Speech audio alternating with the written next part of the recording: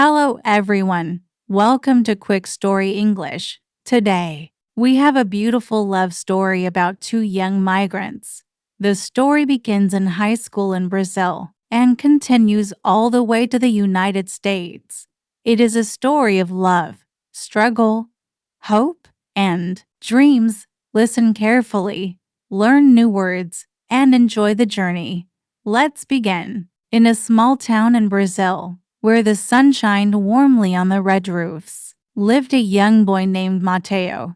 He was quiet, thoughtful, and always carried a notebook in his hands. He loved to write poetry, even though he rarely read his poems to others.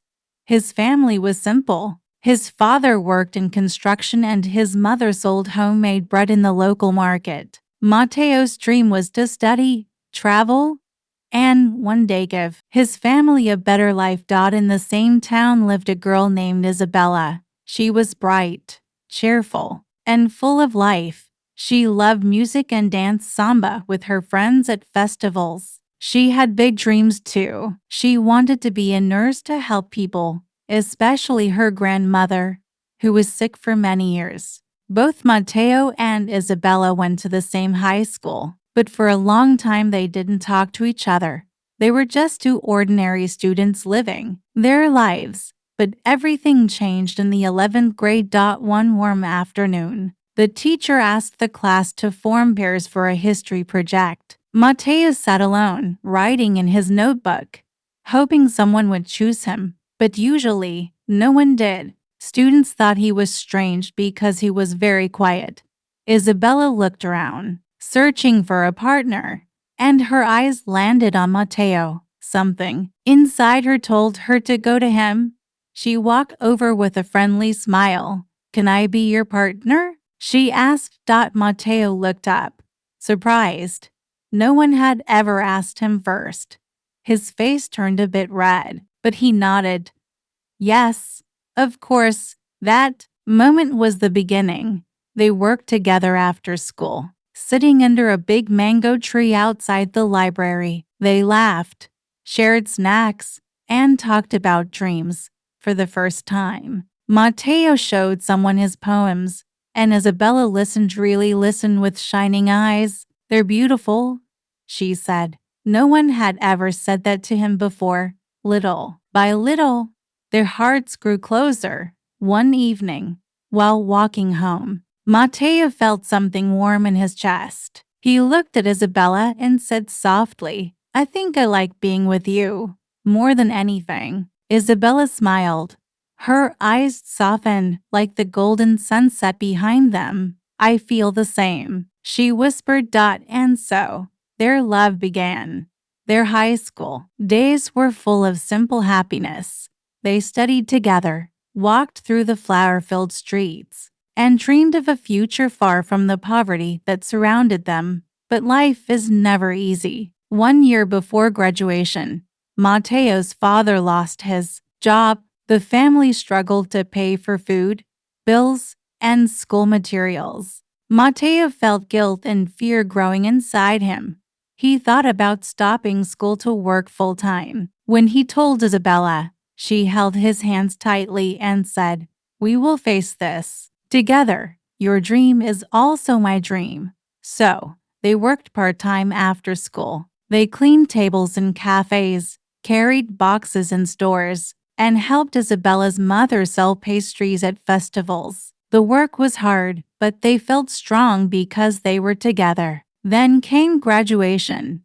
Everyone celebrated, but Mateo and Isabela felt uncertainty. Their dreams were bigger than their town. They wanted to grow, learn, and help their families. Opportunities were limited in Brazil. Many young people left the country searching for better lives. So one night, sitting by the river, they made a decision. "We will go to the United States," Mateo said.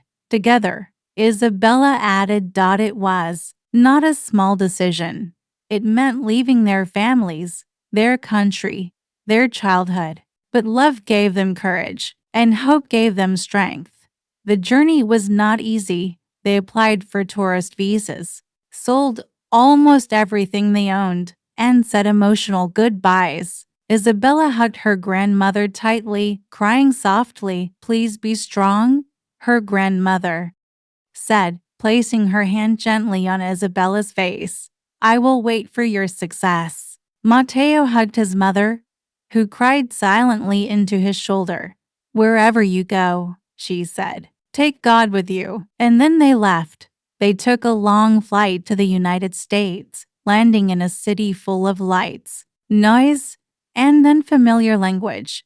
Everything felt overwhelming. They had only a small amount of money and no family there, but they had each other. They rented a tiny room in an old building. The walls were thin, the bed was small, and they shared a single blanket. But every night, before sleeping, they said, "Together, we can do it."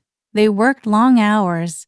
Mateo washed dishes at a restaurant. Isabella cleaned hotel rooms. Their hands became rough and dry. Their feet were sore. They were tired all the time, and sometimes hunger followed them home.